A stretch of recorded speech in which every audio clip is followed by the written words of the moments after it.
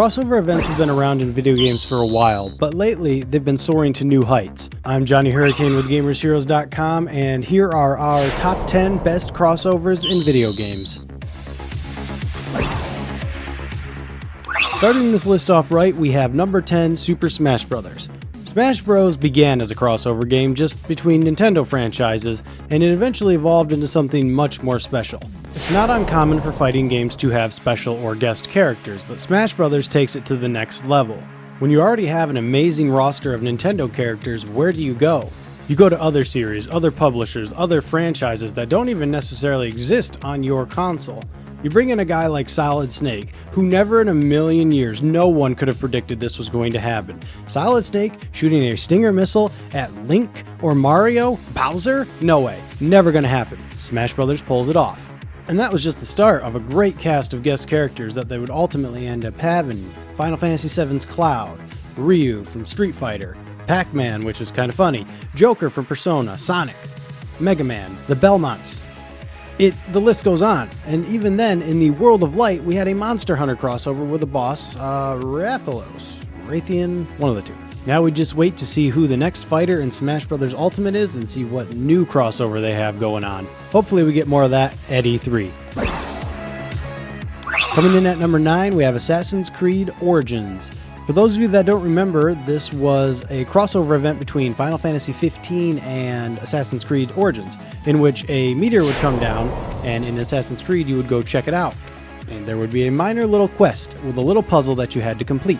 Upon completing this, you would get access to one of the weapons from Final Fantasy XV, a sword I believe, and more importantly, you would get a chocobo mount. Now, it's not like an actual chocobo, it's a horse that kind of looks like a chocobo, but it fits. And that's the important part about a crossover, is that it fits in the world. While this event might not seem that big on its own, it opened the door for something down the line that a lot of us didn't see coming.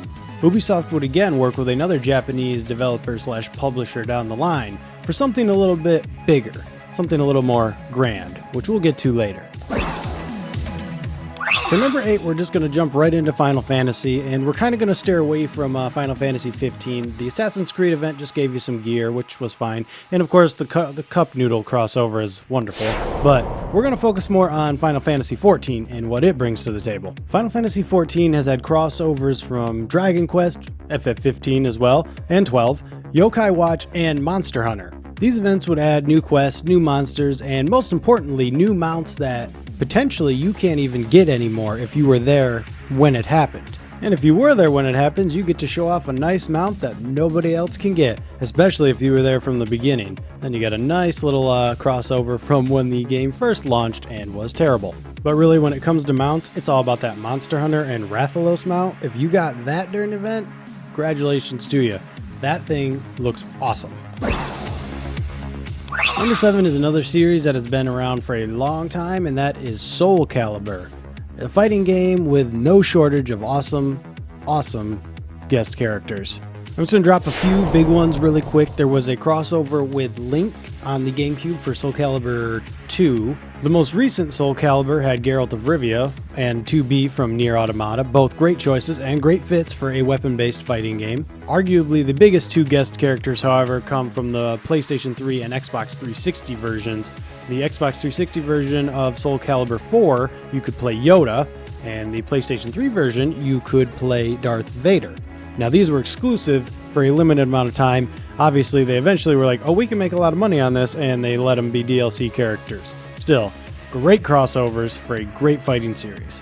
And I just want to give a special mention to my guy Spawn. Can we please get him in a fighting game again? Number 5 is one of those that I didn't see coming that I probably should have seen coming because it fit very well, and that's the Wildlands crossover event with Predator. They also had an event with Splinter Cell, but that's a little more in their wheelhouse. Obviously, Ubisoft owns Splinter Cell and Wildlands, so it makes sense that those two got together. But the Predator one specifically, let's get into that. When it comes to a Predator crossover event, there's not really much more you can ask for than you and 3 other of your buddies fighting the Predator in the jungle, just like the movie. What more do you want? Sadly, the event wasn't an amazing challenge or anything like that, and overall was pretty simple, But we still got to fight the Predator, which was interesting, and they also introduced the Predator wrist blades and the helmet for those of you who wanted to use that. Splinter Cell event, pretty much the same, except the only thing we knew then was, well, if they're doing a crossover event, that means a new Splinter Cell's coming. Number 5 is more of a personal pick, but hey, it's my list, so I make that call, and it's Shovel Knight. Shovel Knight is a great game all by itself, but when you add a couple of crossover bosses, it becomes even better. The PlayStation version of Shovel Knight has a boss fight with Kratos, which is awesome in its own right. The Xbox version and PC version now has a boss fight, a sparring match really, with the Battletoads, which again, another awesome event. What I really like about these is that they can be missed. I mean, by now most people know about it, but back then it was in a sort of hidden area that you had to look around and find. You had to explore to get to this, which I enjoy. While the boss fights are great, they're unexpected, and that's what makes them special, is that if you didn't hear about them, you would be very surprised to see them, especially if you have any attachments to the other series. For instance, God of War. I love God of War, so once I see Kratos down there, I'm like, alright, let's fight. Let's get this on. The other thing about Shovel Knight is that he is a crossover himself. He appears in a lot of other games, in Assist Trophy, in Smash Bros. Ultimate. He's also in Crypt of the Necrodancer, Enter the Gungeon. He's going to be in Bloodstained Ritual of the Night, and of course, Ukulele. I say if Shovel Knight fits your world, then stick him on in. For number 4, I am combining the Mario plus Rabbids and Starlink, Star Fox stuff into just one big Ubisoft/Nintendo crossovers. I remember when Mario plus Rabbids was leaking for the first time, right before E3, a big leak, and we had these press slides, like, here's the audience we're trying to capture, and everyone was like, nope, no thanks. Fast forward to E3 and everyone is actually thinking, okay, alright, maybe this, oh yeah, okay, alright, we're interested. The game ended up being a tactical combat type of game, sort of like an XCOM, but not nearly as deep as an XCOM. And it was a perfect fit for this bizarre little game where the Rabbids and the Mario characters were meeting up and going through portals and things like that.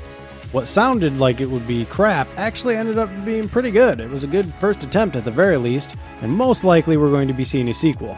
The Starlink and Star Fox stuff was kind of meh, but that wasn't really Star Fox's fault. Starlink itself was pretty meh, but again, not Star Fox's fault. This did show, however, that Ubisoft could be trusted with the Nintendo IP and not completely mess it up. So hopefully we will see some more awesome ones in the future. The number 3 slot is the last fighting game on the list, and that goes to Mortal Kombat. First off, we have to mention Mortal Kombat vs. DC Universe, which is a great crossover in theory, despite how the game turned out, and we got Injustice out of it, and Injustice is great. Then you look at all the DLC characters that they've had in the games over the years, and you realize that they all perfectly fit in this game world, no problem. Jason Voorhees, Kratos, Leatherface, Alien, Predator, even Freddy Krueger. You could see any of those coming from Outworld. Just imagine it. You're walking with Johnny Cage or Liu Kang through Outworld and all of a sudden, flame vent pops up and Freddy Krueger pops out. Alright, time to get down to business. Plus, I mean, look at Baraka. Really, look at Baraka and then look at Predator and tell me that there is no Predator in Baraka. Someone took an influence from someone, and I'm just saying Predator came first. Now that Mortal Kombat 11 is out, we are eagerly waiting to see who the next crossover guest character is. The current rumor, however, is the Terminator. So perhaps we'll learn more soon. For a number 2 pick, we have to go with Fortnite. When it comes to crossover in video games, Fortnite is the biggest one, period.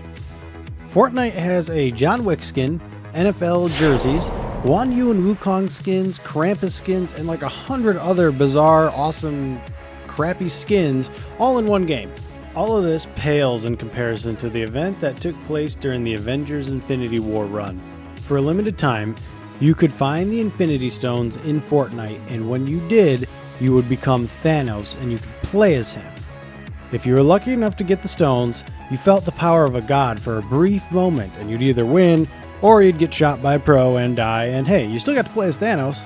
Then to follow up to that, when Endgame came out, there was a second event in which you could still play as Thanos, but this time there was also Avenger weapons, such as Thor's axe, Captain America's shield, Iron Man's hand blasters, and of course Hawkeye's bow. The game is a machine and it just keeps going. For a number 1 pick, we are going with Monster Hunter World, and while it may not be the biggest, I do believe it is the best.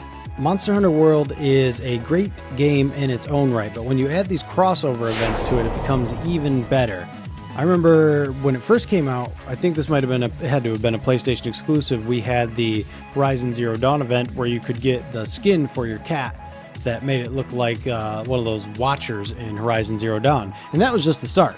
They followed up with even more crossover events, some better than others. You could get a Ryu skin for yourself, a Dante skin from Devil May Cry, Mega Man for your cat, which that one seemed awesome, but I didn't end up getting, unfortunately. But there were big events coming, even bigger than that.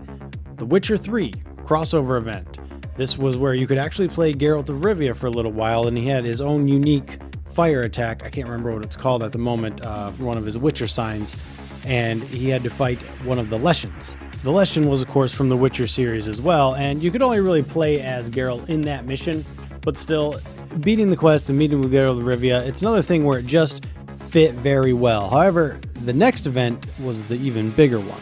The Final Fantasy XIV crossover event introduced the Behemoth into the Monster Hunter world, which literally the perfect fit for the game. Best part about this crossover event, the gear is top notch and it doesn't expire. It's still there right now. You can go play it right now. And that's the best thing when it comes to an event.